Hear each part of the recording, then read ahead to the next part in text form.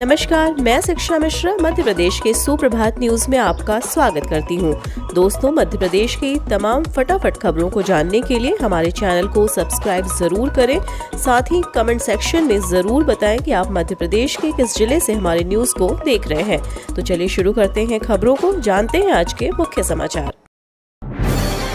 देश के इस जिले में 50% गरीबों को नहीं मिला आयुष्मान का आशीर्वाद।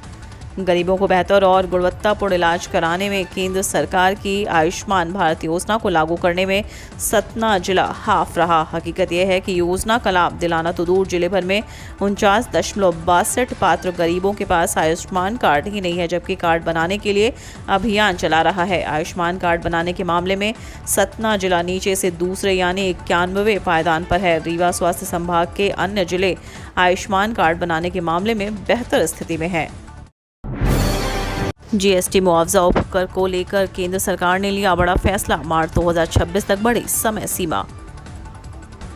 केंद्र सरकार ने जीएसटी मुआवजा उपकर को लेकर एक बड़ा फैसला लिया है। इसकी समय सीमा करीब 4 साल के लिए बढ़ा दी गई है। मुआवजा उपकर की समय सीमा 1 मार्च 2026 तक करने की घोषणा की गई है। वित्त मंत्रालय द्वारा जारी किए गए सूचना के मुताबिक गुड्स एंड सर्विस कर नियम 2022 के मुताबिक मुआवजा उपकर 1 जुलाई 2022 से लेकर 31 मार्च 2026 तक लगाया जाता रहेगा। उम्मीदवारों के लिए बड़ी खबर, कई पदों पर होगी भर्ती, जाने पात्रता और नियम, इस महीने से शुरू होंगे आवेदन। Madhya Pradesh professional examination board द्वारा जल्द कई पदों पर भर्तियां आयोजित की जाएंगी। एमपी से समूह 1, 2 और 5 सहित अन्य परीक्षा के जरिए 15,000 पदों पर भर्तियां होंगी। होने वाली भर्तियों में से जल्द ग्रुप 1, सब ग्रुप 3 के रिक्त पदों के लिए आवेदन मांगे जा सकते हैं। वहीं MPPEB के एग्जाम कैलेंडर की माने तो इसके लिए परीक्षा अक्टूबर महीने में आयोजित की जाएगी। जल्द बंद हो सकती है फ्री राशन योजना, वित्त मंत्रालय को इस कारण स्कीम से आपत्ति। सरकार ने इस साल बजट में फूड सब्सिडी के लिए 2.7 लाख करोड़ रुपए का प्रस्ताव किया था। यह फाइनेंशियली ईयर 2021-22 के 2.86 लाख करोड़ रुपए से कम था।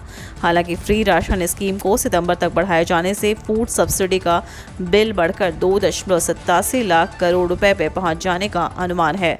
देश के करोड़ों गरीब परिवारों को कोविड महामारी के समय से मिल रहे फ्री राशन की योजना जल्द ही बंद हो सकती है। वित्त मंत्रालय के व्यय विभाग ने फ्री राशन स्कीम को सितंबर 2022 से और आगे बढ़ाने पर आपत्ति दर्ज की है। अग्निवीरों को 4 साल के बाद रेलवे स्टेशनों पर मिलेगा यह काम, रेल मंत्री की मुहर का इंतजार। केंद्र सरकार अग्निपथ योजना में लगातार कई सुविधाओं को शामिल कर रही है। इसके तहत अग्निवीरों को सेवानिवृत्त होने के बाद रेलवे स्टेशन पर खान पान और बहुउद्देशीय स्टॉल आवंटित करने पर विचार किया जा रहा है। रेलवे मंत्रालय के एक वरिष्ठ अधिकारी ने बताया कि सरकार की नीति के अनुसार इस वर्ष 40,000 अग्निवीरों को भर्ती करेगी। इसमें से 25% अग्निवीरों को सेना में रखा जाएगा और शेष 30,000 को 4 वर्ष बाद सेवानिवृत्त कर दिया जाएगा। अधिकारी ने बताया कि रेलवे मंत्रालय ने 4 वर्ष बाद सेवानिवृत्त होने वाले अग्निवीरों को रेलवे स्टेशन पर स्टॉल आवंटित करने का प्रस्ताव तैयार कर रहा है। इससे उन्हें गारंटी शुदा रोजगार मुहैया कराया जाएगा। इस प्रस्ताव पर रेल मंत्री अश्विनी वैष्णव की मुहर लगाने के बाद नीति बनाने का काम शुरू कर दिया जाएगा। आरबीआई ने सरकारी बैंक पर लगाई पेनल्टी, जाने क्या है कारण। आरबीआई ने सार्वजनिक क्षेत्र के बैंक इंडियन ओवरसीज बैंक पर सख्ती की है। केंद्रीय बैंक ने इंडियन ओवरसीज बैंक पर 57.5 लाख रुपए का जुर्माना लगाया है। आरबीआई की ओर से बीते दिन बताया गया कि यह कार्रवाई कुछ मानदंडों और धोखाधड़ी से संबंधित नियमों का अनुपालन नहीं करने को लेकर की गई है। जुलाई में 14 दिन बंद रहेंगे बैंक, महीने की शुरुआत छुट्टी से होगी। अगले महीने जुलाई में रथ यात्रा और बकरीद जैसे बड़े त्यौहार पड़ रहे हैं। ऐसे में अगर आपको बैंक संबंधित कोई ज़रूरी काम है तो आपके लिए यह खबर काम की है।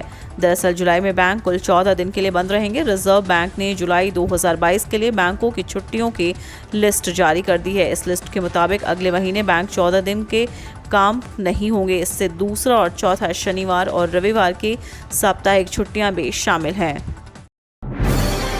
रेल यात्रियों के लिए जरूरी खबर, भोपाल बिलासपुर समेत अप डाउन की 12 ट्रेनें 9 जुलाई तक नहीं चलेंगी।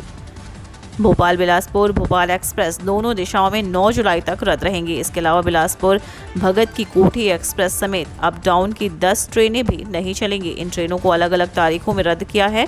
ये बीते कुछ माह से निरस्त हैं। रेलवे ने इन्हें अब आगे भी निरस्त रखने का निर्णय लिया है। इन ट्रेनों को विभिन्न रेल मंडलों में पटरी जोड़ने व ट्रैक से जुड़े सुधार कार्यों के चलते निरस्त किया है।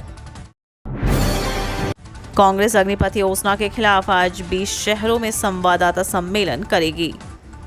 कांग्रेस सेना में भर्ती की नई योजना अग्निपथ के खिलाफ आज देश के 20 शहरों में संवाददाता सम्मेलन आयोजित करेगी। मुख्य विपक्षी दल के अनुसार उसके प्रवक्ता अलग अलग शहरों में अग्निपथ की बात युवाओं से विश्वासघात विषय पर मीडिया के मुखातिब होंगे। कांग्रेस ने कहा कि उसके प्रवक्ता नई दिल्ली, हैदराबाद, मुंबई, जयपुर, शिमला, देहरादून समेत 20 शहरों में संवाददाता सम्मेलन को संबोधित करेंगे। इस योजना की घोषणा के बाद से कांग्रेस का दावा है कि अग्निपथ देश हित और युवाओं के भविष्य के खिलाफ है। सीएम शिवराज सिंह आज 3 आम सभाओं को करेंगे संबोधित। भाजपा का दावा, पूरे प्रदेश में खिलेगा कमल। मुख्यमंत्री शिवराज सिंह चौहान आज ग्वालियर आएंगे और 3 विधानसभाओं में आम सभा को संबोधित करेंगे। उधर पंचायत चुनाव में हुए उत्साहपूर्ण मतदान के बाद भाजपा ने दावा किया है कि ग्वालियर सहित पूरे प्रदेश में कमल का फूल ही खिलेगा। कांग्रेस ने बोला, स्मार्ट सिटी के नाम पर बीजेपी ने किया सिर्फ भ्रष्टाचार। मध्य प्रदेश कांग्रेस ने एक बार फिर प्रदेश सरकार पर हमला बोला है। कांग्रेस मीडिया विभाग के उपाध्यक्ष अजय सिंह यादव ने मध्य प्रदेश के सभी नगरीय क्षेत्रों में भाजपा सरकार के संरक्षण में भारी अव्यवस्थाओं का आलम है। स्मार्ट सिटी के नाम पर भारी भ्रष्टाचार किया गया है। प्रदेश के किसी भी नगरीय क्षेत्र में स्मार्ट सिटी प्रोजेक्ट को पूरा नहीं हो पाया है। अब सारे कागज होने पर भी कटेगा 2000 रुपये का चालान। देश में ट्रैफिक व्यवस्था को बनाए रखने के लिए कुछ नियमों में बदलाव किए जाते हैं। ऐसे में अब ट्रैफिक नियम को व्यवस्थित करने के लिए कई चीज़ों पर गौर किया जाएगा। ऐसे में थोड़ी सी असावधानी से आपके पास सारे कागजात रहने के बावजूद 2000 रुपये तक का फाइन लग सकता है। दरअसल मोटर व्हीकल एक्ट के मुताबिक यदि ट्रैफिक पुलिस के साथ किसी भी तरह की बदतमीजी करने पर नियम के तहत आपको 2000 तक का चालान भरना पड़ सकता है। ट्रैफिक सिग्नल पर कई बार ऐसा देखने को मिलता है कि गाड़ी को पेपर चेक करते समय लोग ट्रैफिक पुलिस से दुर्व्यवहार करने लगते हैं। वहीं किसी व्यक्ति के साथ कोई पुलिस दुर्व्यवहार करता है तो उक्त व्यक्ति कोर्ट में जाकर शिकायत दर्ज कर सकते हैं। कमलनाथ के प्रशासन को खरी निष्पक्ष तरीके से निकाय और पंचायत चुनाव कराएं। पूर्व मुख्यमंत्री और मध्य प्रदेश कांग्रेस कमेटी के अध्यक्ष कमलनाथ ने अपने जारी एक बयान में प्रशासन से अपील करते हुए चेतावनी भी दी है। उन्होंने कहा कि मध्य प्रदेश में नगरीय निकाय और पंचायतों के चुनाव हो रहे हैं। लोकतंत्र के इस महापर्व को चुनाव आयोग की निगरानी में सफलतापूर्वक संपन्न कराने की जिम्मेदारी राजनीतिक दलों, प्रशासन और जनता जनार्दन की है, परंतु चुनाव को निष्पक्ष, स्वतंत्र और पारदर्शी तरीके से कराना प्रशासन की प्राथमिक जिम्मेदारी है। मध्य प्रदेश में मिले 65 नए कोरोना मरीज। एक दिन पहले 95 संक्रमित मिले थे। कोरोना के ग्राफ में उतार चढ़ाव जारी है। शुक्रवार को प्रदेश में कोरोना के 65 संक्रमित मिले हैं। इनकी पहचान बीते दिन सुबह आई जांच रिपोर्ट से हुई है। इनके सैंपल शनिवार सुबह से लेकर देर रात तक लिए थे। राहत की बात इसलिए है क्योंकि शनिवार आई जांच रिपोर्ट में 95 संक्रमित मिले थे। इतने संक्रमितों की पहचान करीब 3 माह बाद हुई थी, जिससे लग रहा था कि प्रदेश में कहीं संक्रमण तेजी से बढ़ तो नहीं रहा। स्वास्थ्य विभाग से लेकर हर कोई चिंतित था, लेकिन बीते दिन आई जांच रिपोर्ट से काफ़ी राहत मिली है। 3 दिन के बाद फिर बदलेगा मौसम। 20 जिलों में आज बारिश का अलर्ट। भोपाल, इंदौर में तापमान में वृद्धि। मध्य प्रदेश में मानसून एक्टिव हो गया है। हालांकि एमपी वेदर में मानसून के एक्टिव होने के साथ ही कई क्षेत्रों में बूंदाबांदी देखने को मिली है। इसी बीच मौसम वैज्ञानिकों की माने तो मध्य प्रदेश के मौसम में बदलाव देखने को मिलेगा। दरअसल ज़्यादातर हिस्सों में हल्की बारिश देखने को मिल रही है। तापमान में नमी बनी हुई है।